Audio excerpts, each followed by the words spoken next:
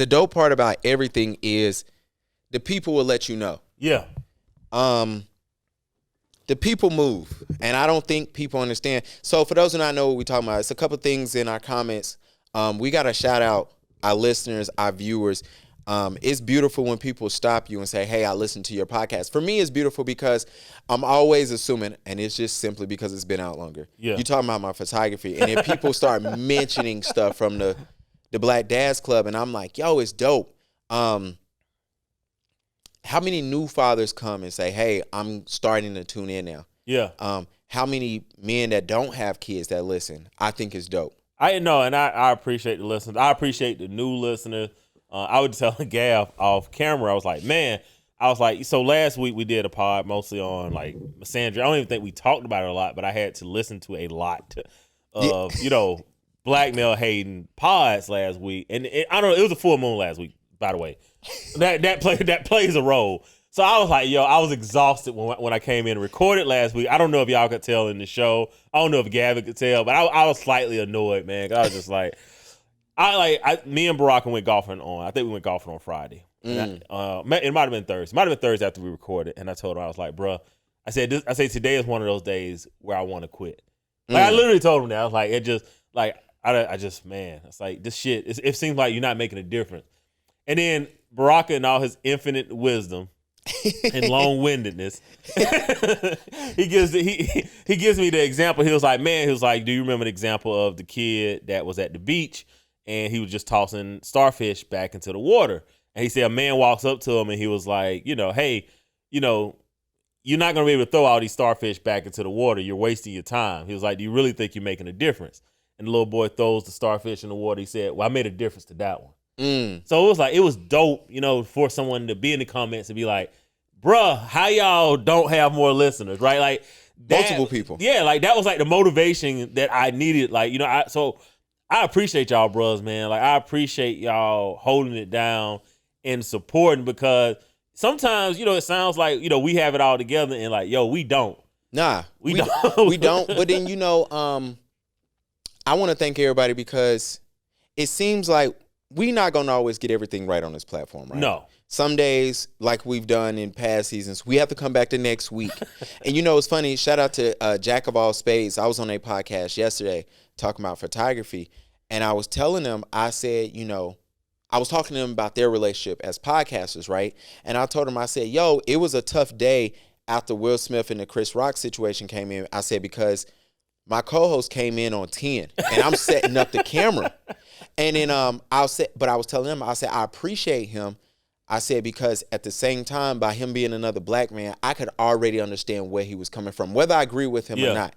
I already know where he's coming from. And we was talking about the importance of black spaces such as this one and dad spaces, which is super dope. I do want to, before we get to the dad tip of the week, your 49ers let me down in defense. I got to get this off because I am down by 30 points going in tonight, and I think I have a third string wide receiver, meaning I'm going to lose. I have a 2% chance.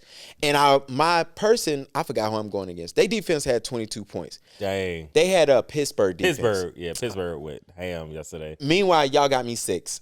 Man, it was not a good weekend for me being a Gamecock or 49er fan. Oh, yeah, y'all got smacked. Yeah, so it's just one of those weekends, man. It was one of those weekends. Full moon. Full moon, man. Full moon. Are y'all going to ship Jimmy G to the Cowboys? Hopefully. I mean, because I still believe in Trey Lance. I don't think, for all intents and purposes, he's still basically a rookie. So he got to get, now yesterday was abysmal, and I don't want to make excuses, right? I don't want to be like, the weather was bad. He was on the road, so you feel like, nah, play like shit. So it is what it is. And play calling didn't help, but, we do have to give him his full credit, right? We're doing the show. Everybody get their full credit. So if he would have crushed, we would have been like, well, he did amazing, and he's gonna be the next big star.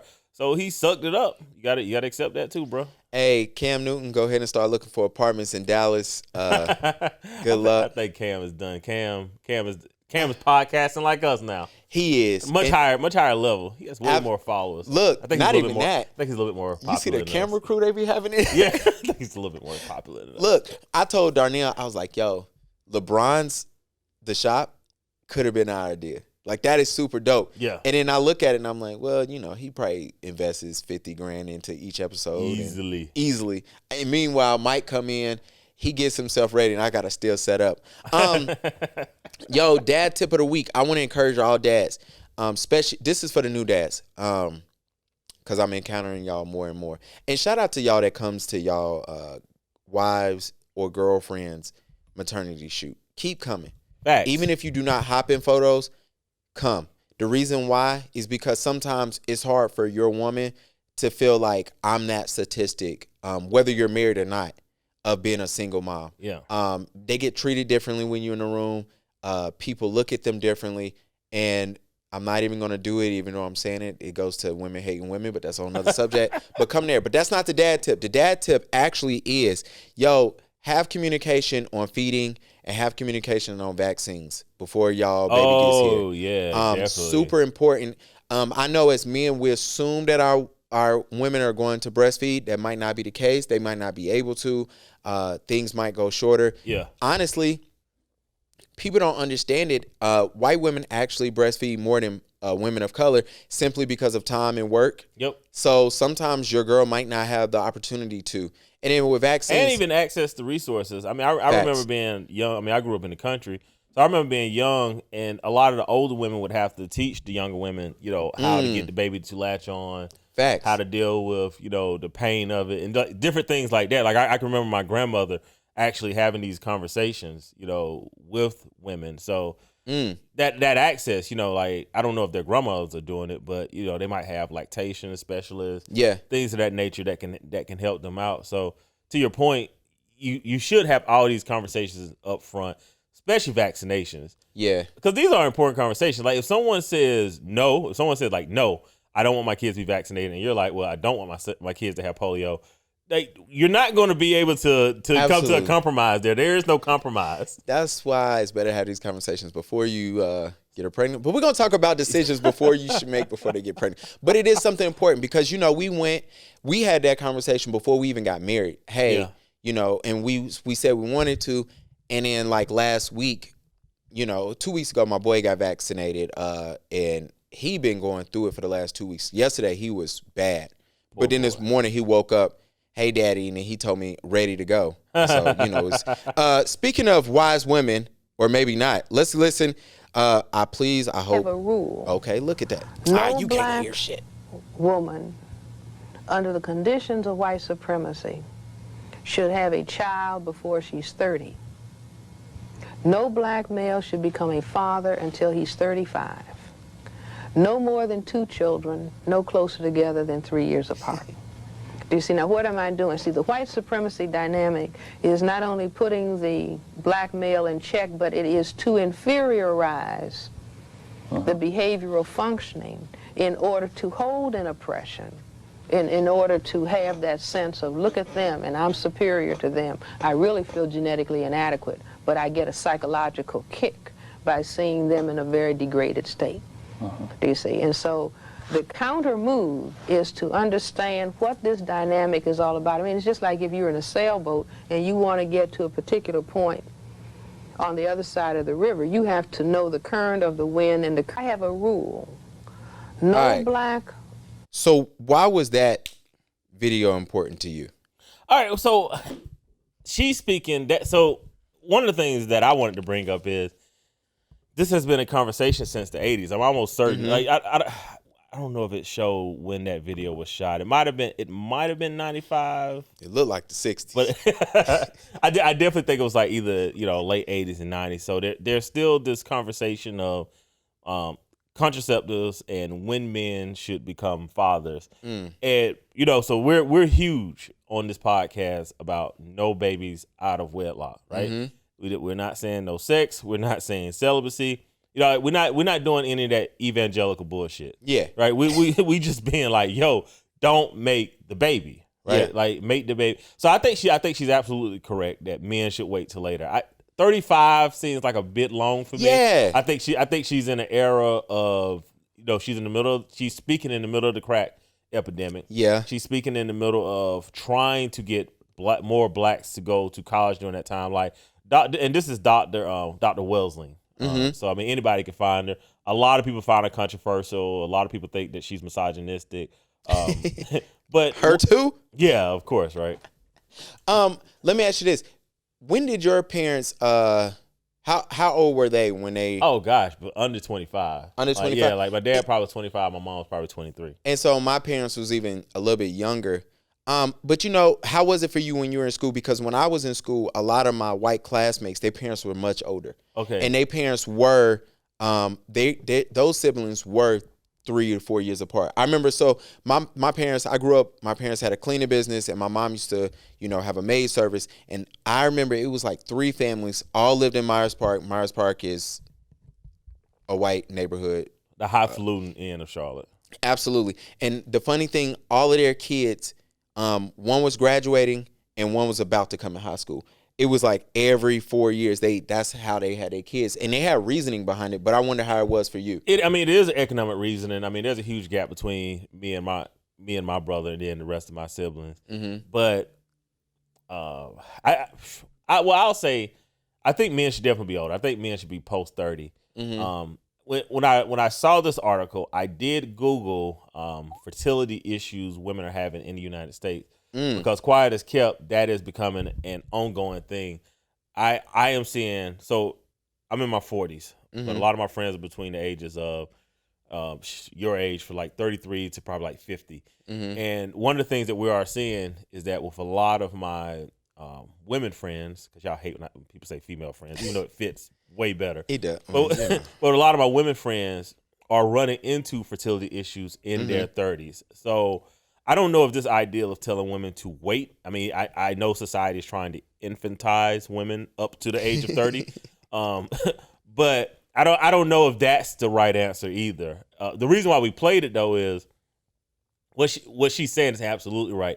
We should plan better. You should space your kids out. Yeah. So with one kid go to college, look, man, unless you're rich, you cannot have 2 kids in college at the same time. Nah. it ain't gonna work. Or even high school even. Look. You gotta space them out. So I think that is a huge part of what we talk about on this pod, which is planning to be a father. Like we talk about planning to be a dad after marriage, because it just fixes so many things. Oh, well. It just fixes so many problems that you would have, and we're going to talk about the keep away game later. Yeah. So many problems that you have as a man, it's just fixed if you're just married to the child's mom. Absolutely. Well, that part, but then I look at it, all the people, like I was talking about my mom, it blew my mind. And I asked my mom, I said, why are they doing this? And she said, well, when one goes to college, now mind you, all their kids went to private high schools. So it was like, hey, they can start paying. Yeah. They did public school up to high school. They went to private school there, and it was like, we could pay this. Mm-hmm. And, and it allowed them to do that. And then they had something that was even crazier in those families. Mind you, these are white families that have money. Yeah. I want to specify that. They have money. They also have money because they're not reproducing themselves back into poverty. Absolutely. But the dope part was the grandparents were responsible to put the kids through high school. The parents used those 4 years to save up for their kids to go to college.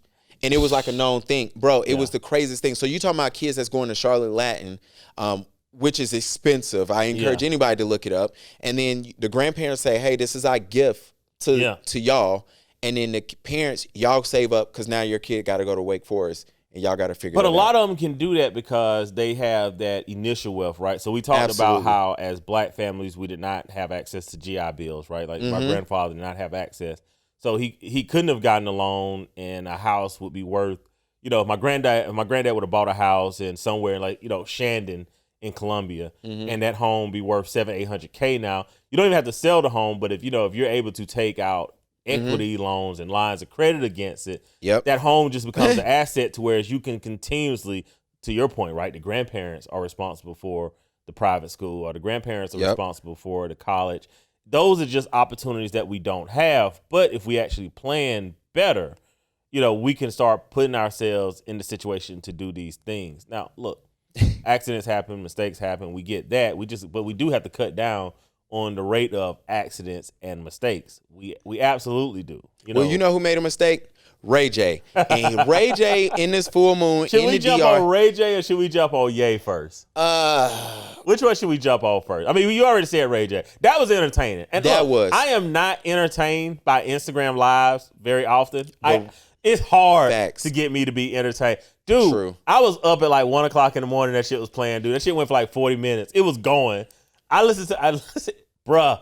Ray J, I've been saying this since Ray J, the first episode of Love and Hip Hop. I text, Ez used to get mad because I used to text Ez all the time. Ray J is my guy. I'm like, this dude Ray J. If you ever have a chance, go listen to Ray J on the Breakfast Club when he got slapped by Fabulous and all that stuff went down. It is the greatest. The Breakfast Club say we were all about to get fired, then Ray J called us the next morning and saved all of our jobs. And it is. And it saved their jobs and it made Breakfast Club one of the most amazing shows. And Ray J is hilarious. So for those who not know, this is the oldest news, and I want to get to something deeper right after this. Ray J got on to show receipts on how Kim and what's her mom? Chris. How Chris, this whole sex tape is not what they made it to seem like. Hey, we made a sex tape. It got leaked. And now, well, on whatever. the show, because on the show they made it seem like that Ray J or Ray J's manager. I don't watch the show, so yeah. So to you talking shit last week for me getting all my news from the Shade Room, I'm going off of that, right? Look, facts. But the thing is, that's what they have all sold us on. Yeah. Ray J took the tapes, sold it. It was leaked. Yeah. And boom. Now, the number one thing, I do want to give Ray J some bail on this. Ray J told us a long time ago, sue me if that's what you believe. Yeah. And they never sued Ray J. To me, that was a red flag. Yes. Because this porn company that now has been selling it is a legit porn company. And, the Kardashians have never sued this person. Meaning, and the porn guy comes out later, right, who's over Baylor, and he goes, for us to make money off of any porn, any video, we have to get both parties to sign off. Yep. Now, the reason why I want to talk about this is because it's super funny that now Kim, it's like they have this old news and they repurposing it for people who are too young, don't know what's going on. Now, the main reason why I want to talk about this, because now it's a black man that's coming out and saying, hey, Kris Jenner is a liar, Kim Kardashian is a liar, Kanye is a freaking liar. I'm showing receipts of Kanye texting me, apologizing to me, telling me how they doing him dirty. And it seems to me that black women and women in general have been silent. They can't speak. They can't find a voice when, like Mike wants to get to. Dude, it's worse than that. They was jumping Kanye 6 months ago. But even in the comment section, people are like, well, why is Ray J bringing this back up? And what's crazy is, I don't think he brought it up. I think they mentioned it in the show. Oh yeah, they're trying to run a new season off. Yeah, this. because even I, heard that like Kanye went and bought the laptop and bought Kim's sex tape, and like her son's playing Rollerblocks. Like her son actually plays ads in a video game, right? Yeah. Like he don't have the ad-free version. Do we think for 1 second that millionaires or billionaires kids do not have the ad-free version of Rollerblocks, right? Bro, imagine. So every story is a fucking red flag, man. But the thing is, it's so easy as black men to be the scapegoat, right? Facts. We talked about this 3 weeks ago, and in life, it's like every week we're getting an example. This is not intentional. We're not trying to run it in the ground. Y'all actually are watching our podcast and it's like, give them another one. Bro, like, let's look at this.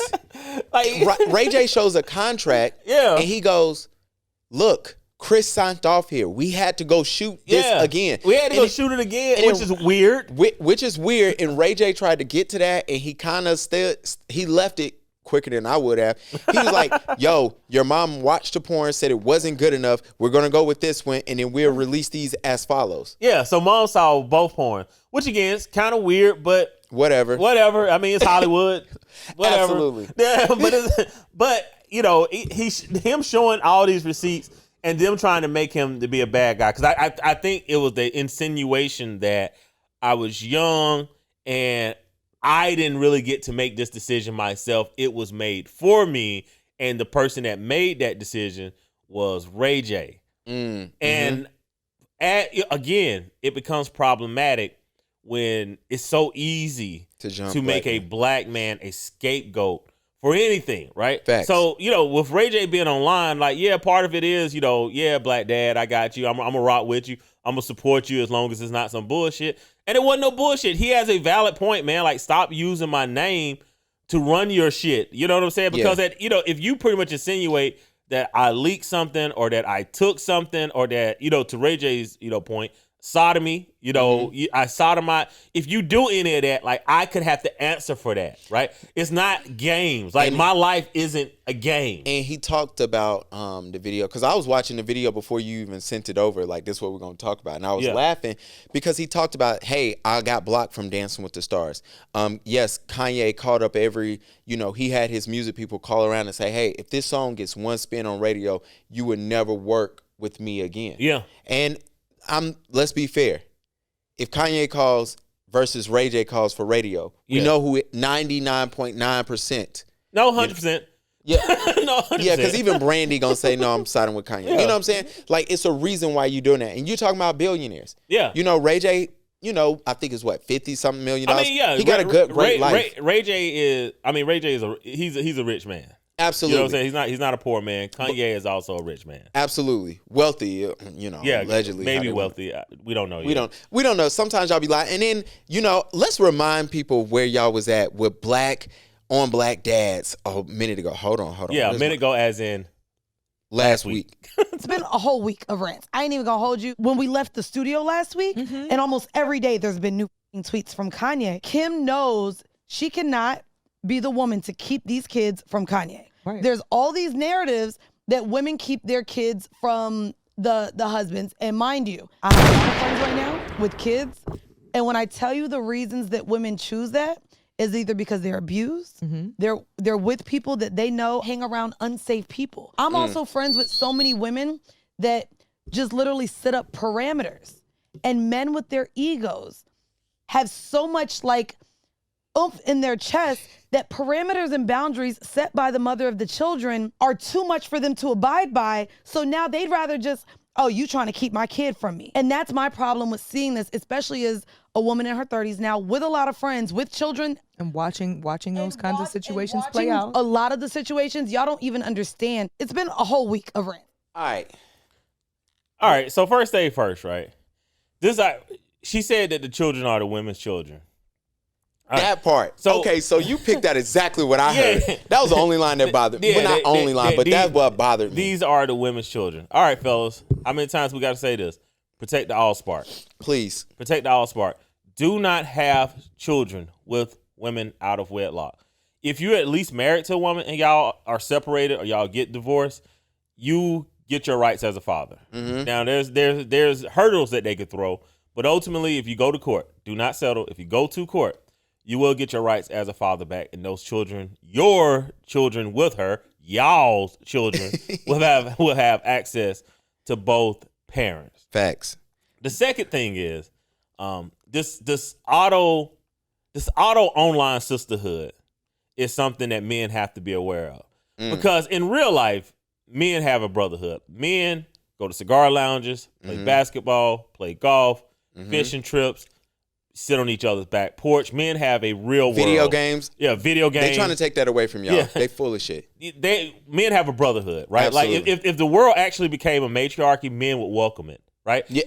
If women had to become police officers, steel workers, sanitation workers, if women had to do all those jobs and men had to sit at home and raise kids and drop kids off and clean the house, men would welcome it, because what would happen is all the men would hang out in the morning. All the men would be in the carpool line on time. Hell right? yeah. And we'd be dropping those kids off so fast. Carpool line would go so quick, right? Because we'd be dropping all those kids off to get to the gym, shoot basketball. Absolutely. Like at 9 o'clock, all the men would be in the gym shooting basketball. Yo, can the kids come earlier today? Exactly. All those we paying for to get the kids dropped off early. The preschool thing. Everybody would be in the gym shooting ball and working out while they're shooting ball. And then all the men would go to the grocery store together. Then all the men would go and grill all the food together and cook together. And then all the men would be back in the carpool line. Men would literally spend all day, and I know y'all hate this, right? Because y'all like to say, men don't like women, and you spend too much time with your boys. Men would. Men absolutely, they'd be golfing. You know what I'm saying? The golf courses would make so much money in the matriarchy because the moment they drop those kids off, like if the men can't get a run at the gym, they all going to the golf course. Fact. This is absolutely what men would do. So to her point of saying that, like, yo, women set up all these parameters, right, to keep kids safe. If any given time women want to be the sanitation workers and the steel workers, man, trust me, men will hand that shit over right now. My problem with this whole line is, I said this yesterday on a podcast. A lot of y'all think that y'all part of a larger group that got shitty baby daddies. It's actually a very small percentage of y'all. Very small percentage. We talked about it last week. Well, we talk about it every week because if we don't say it, who will? Yeah, you're right. So when I say this and I look at Shorty from See That Thing Is Pod, great setup. Y'all stuff looks good, even out there leaving Joe's network. And I love it. And I normally get along with Bridget. Like but Bridget gets messy.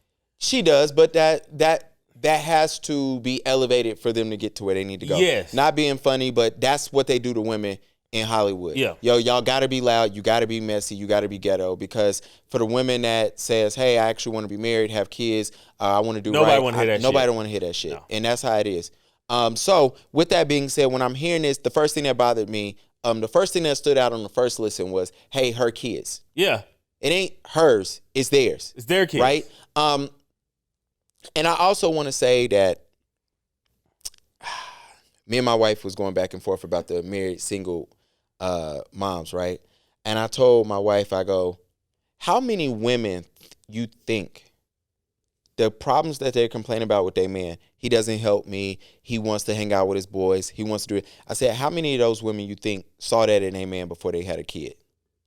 A lot of y'all knew before y'all gave y'all that man a kid. A lot of these women know what type of man they're giving a kid to. Yeah. They ignore it. And like I said, it's such a small thing. And fellas, I don't know how y'all do it, but I always check my girlfriends like, yo, all right, what's her logic on things? And I always ask my wife, especially whether they're new friends now or existing friends, yo, why does she think that? Why did she make that decision making? Yeah. Especially now, and it sometimes. Look, we can't control who our friends is. Mike has friends that don't make the best decisions. I have friends. Hell, I've been the friend that didn't make the best decisions. Facts. I was talking to one of my friends earlier today, and I was saying that like one of the worst decisions of my life that I almost made, it didn't get made because at the time I thought my boy was a pussy, right? It ended up being that he wasn't a dumbass, right? Yeah. But that night changed our lives. We never talked since that night. But to this day, I still call him my boy. Yeah. It was just that we almost got ourselves into some shit that we were not going to be able to get out of. So no, I mean, bruh, God watch over babies and fools. And facts. Yeah, so it's like no. Sometimes you just blessed, to not. It's just the blessings of the Creator that you don't have a felony sometimes. Now it wasn't you. It was not you. But back to this ideal of Ye and Ray J, being that these are two black men that are both black dads. Kanye had his children with Kim, that was his wife, right? Mm-hmm. Ray J has kids with Princess. That's his wife, right? Uh-huh. So this ideal of non-support for black men that are actually doing it the right way. I mean, I think Ray J is an earner, right? Yeah. I think Kanye is an earner, right? Yeah. And it goes. So last week we talked about Dr. Hassan Johnson, what that gave the conversation he had with Judge Joe Brown. I'm about to paraphrase it very poorly, but he was just saying that in the 80s we were taught that if you make six figures you were going to be respected. Yep. All right. And then he was like, Judge Joe Brown said, you're not even respected when you make eight figures. Right? Mm-hmm. So we have two men that are being denigrated, right? Now, this is what's so cute about this shit. Both of these men are messing with the same woman. Both of these men problems are coming, it's rooted in the same woman. And as men, we have to recognize this shit, right? Yep. Like Kanye had an out because he should have been able to learn from Ray J's mistake. Or the other people before. Yeah, or everybody before that, right? He chose not to. So on one hand, I'm gonna support Ye. He definitely should be able to see his kid. He's not wrong in wanting to see his kids. He's not wrong in wanting to keep his kids away from people. She just sat there and talked about they keep him away from dangerous people. And we literally saw a video of Ye's daughter sitting on another man's lap that made a joke that was inappropriate. Right? Like we've seen her constantly bait him with pictures. You know, you don't have to post pictures on social media. You can actually just live your life. But she's baiting him. And it's the same woman. As men, when you deal with a woman, if she's a girlfriend, she has to be the triple C. Compassionate, considerate, cooperative. Yep. All right? If she's not the triple C's, bro, she's not going to be a girlfriend. A woman that you're going to marry has to adore you, has to respect you, and have to celebrate you. I have never seen Kim adore Kanye. I haven't seen her respect Kanye. And I have never seen her celebrate Kanye. He should have made a better decision. I'm not gonna say he should have never been with her, but perhaps therapy is needed. Perhaps more counseling is needed. Perhaps we should have made more decisions before we had more children was needed. But the fact that both of these men simultaneously at the goddamn same time is having problems out of the same woman, this is a good example of, as men, that beautiful woman, because Kim is bad. Yeah. Kim bad. Ain't nobody denying that. And I think we said a few pods ago that, like, yo, sometimes 8, 9, and 10s just get you, right? Yeah. I can't really fault you for that. But if you can't avoid it at all costs, I guarantee you there's no amount of money that Ye would not pay for either Kim to be the ideal wife to him and he keep his family together, or to build a time machine and not be in the situation that he is in right now. I guarantee you there's no amount of money. If he looked in his bank account, if it's $999,999,999.99, I promise you he would spend every dime for either a time machine or for her to act right.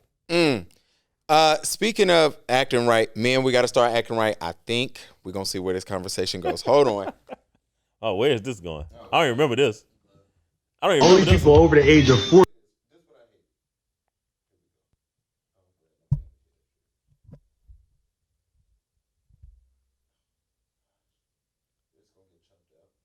All men don't cheat, okay? They don't. The ones who don't cheat don't get enough pussy. They don't have a choice. They don't have options. They don't have women chasing them. So once you got options, you want to cheat is what you want. Yes. I mean, it makes sense, though. If that makes sense, then by your logic, women cheat. All women cheat. Women cheat more than men because y'all have more options. Who said we didn't? No. I mean, we just more sneakier with it.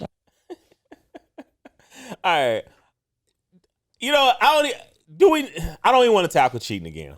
All right. But what I do want to say is that this logic that men just automatically cheat because they have options. All right. So I'm gonna say this. All right. Men, black men, we have definitely been limited liability partners at the poor dick pussy management firm. Facts. All right. maybe we were founding members. So I definitely think we need to sell our stake in the poor dick and pussy management group firm, right? We need to sell our stake in this. But this idea that men just naturally cheat because they have options, this is not true. One of the biggest things that I tell you guys to figure out what you're into, and we talked about this 2 seasons ago, is because it allows for dick discipline. Once you realize what type of sex you want, the expectation of sex that you have, you start realizing that you can't get that from every woman. It honestly just cuts down on like 90% of the needless fucking that you would normally do.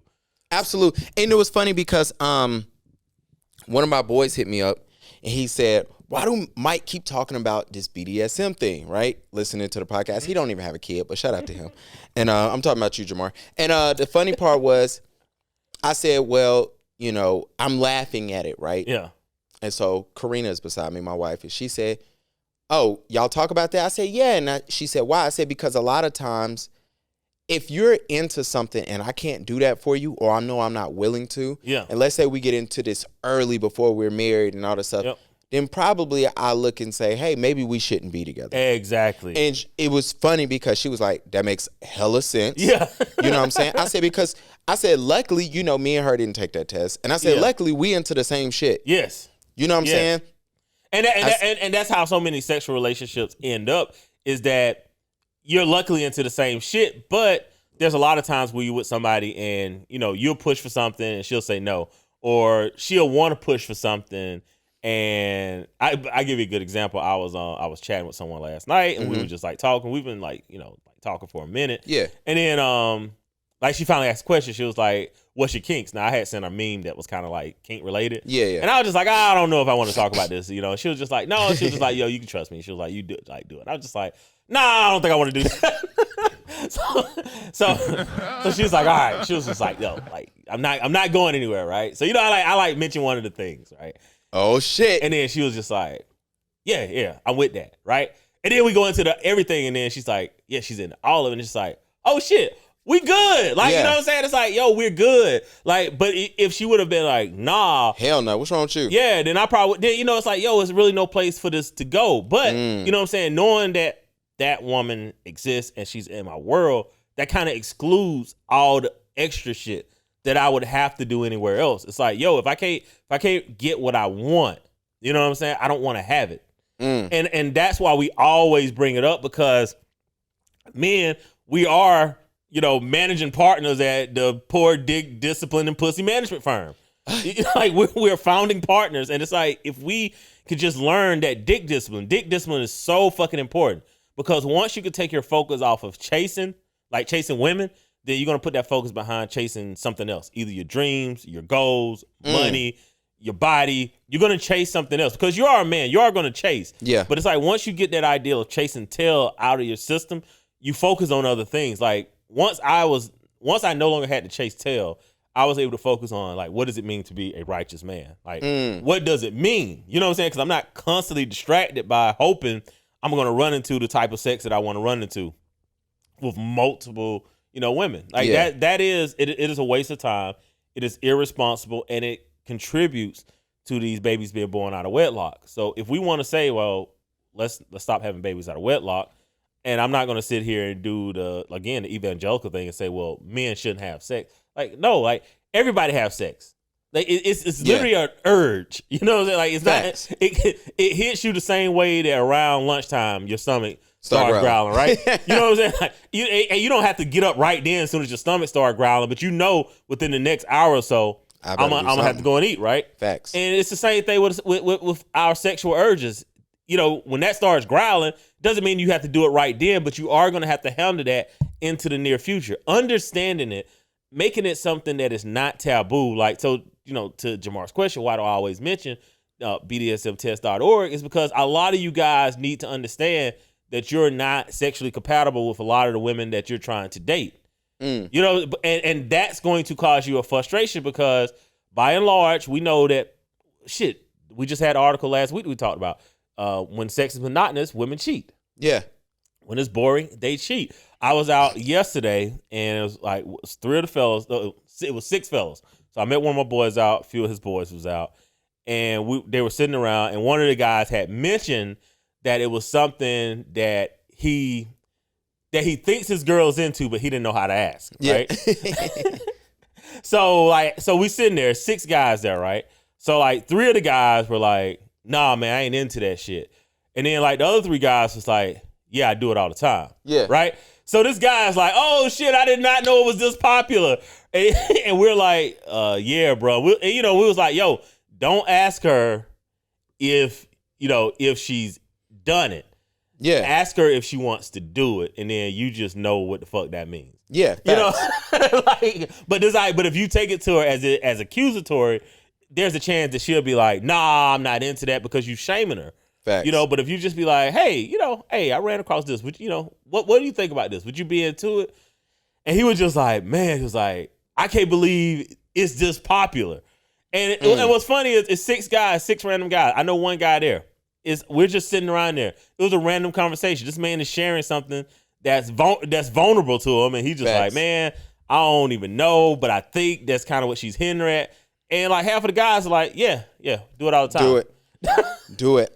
Before we get out of here, I think there's a conversation to be had about misandry in hip hop and why that is the response to misogyny in hip hop. Well, and I don't know if we can go all the way into it today, But what's just your thoughts on that? Because we did a quick Google before we even got started with so today's what? pod. So what's funny is I was watching one of the YouTubers, and he's a black man that's kind of anti the black manosphere. He thinks it's toxic and misogynistic, which is crazy that he's existing in the space that he's saying is toxic and misogynistic. But anyway, that's a whole nother monkey show to have. But so one of the things he talked about was the misogyny that is actually in rap music. Now, this is a dead horse that he's beating on. Mm-hmm. So I'm sitting there, and this is why I listen to opposing pods, because I was like, well, shit. I was like, there's misandrous, hip hop songs by women. Absolutely. So I go in front of the computer and I type in misandry and hip hop. I lie to you not. Do this right now. Go to your computer, type in misandry and hip hop. See what happens. All right. There should never be a time where nothing pulls up on the internet anymore. Yeah. All right. Nothing pulled up. It actually said misogyny and hip hop. Like, it instantly went to misogyny. There is nothing that they're showing that's misandry. And here's the thing: there's absolutely misandry in hip hop, because Cardi B said broke niggas don't deserve no pussy, right? I know that's right. There was no Scrubs song. Not only did TLC make no Scrubs, they also made So I Creep. And they was all broke, by the way. But that's all nother. Yeah, that's a whole nother. But it's like, but they also made So I Creep, right? Like, what does that mean?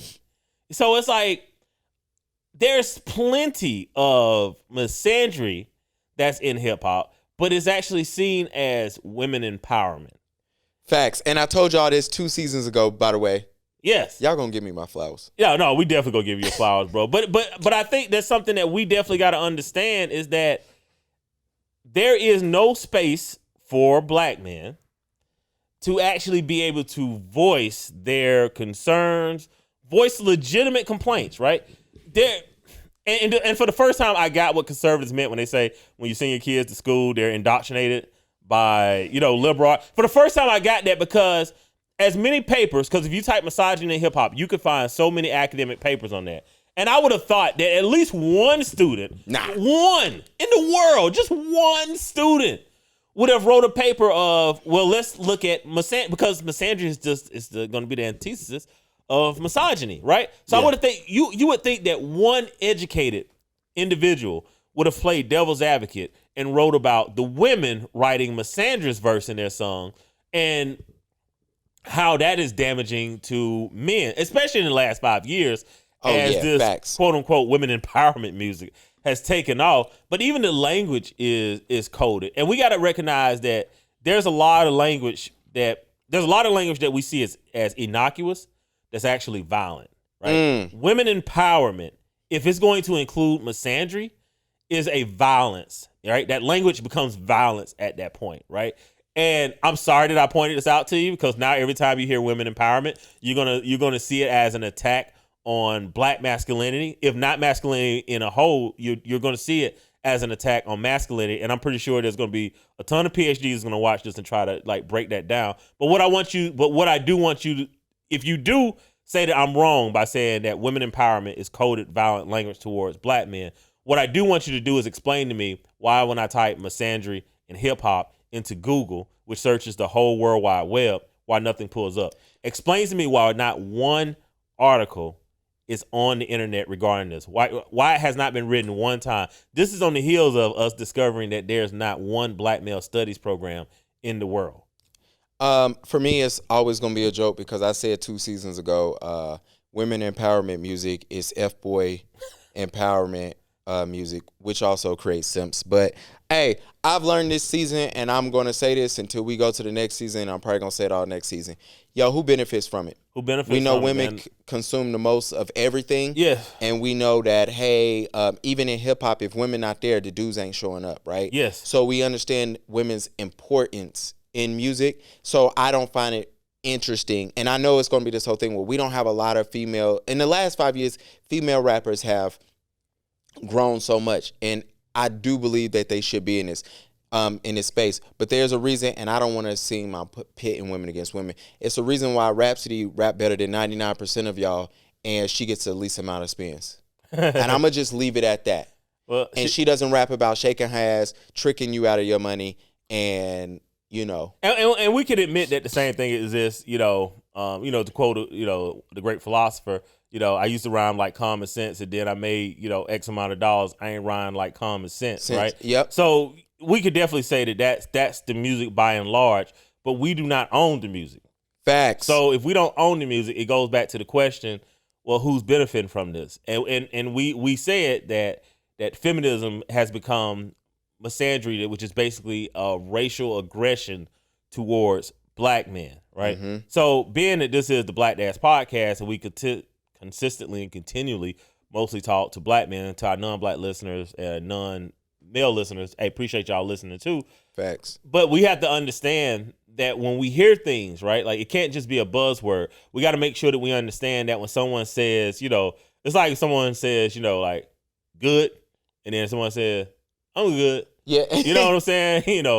Like it's a different, what I'm saying? These are two different languages.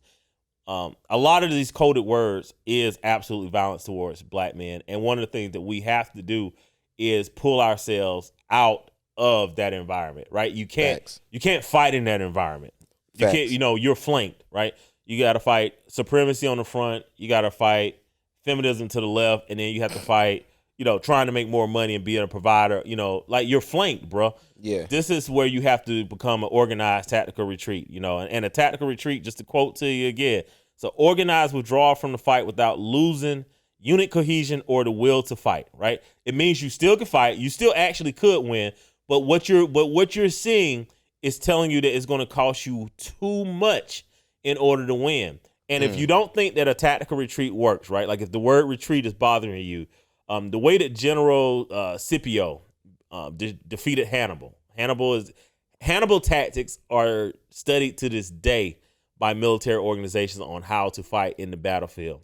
The way that Scipio beat him, right? He had defeated so many like Roman generals, but the way that Scipio defeated him is he ran away from Hannibal the whole time.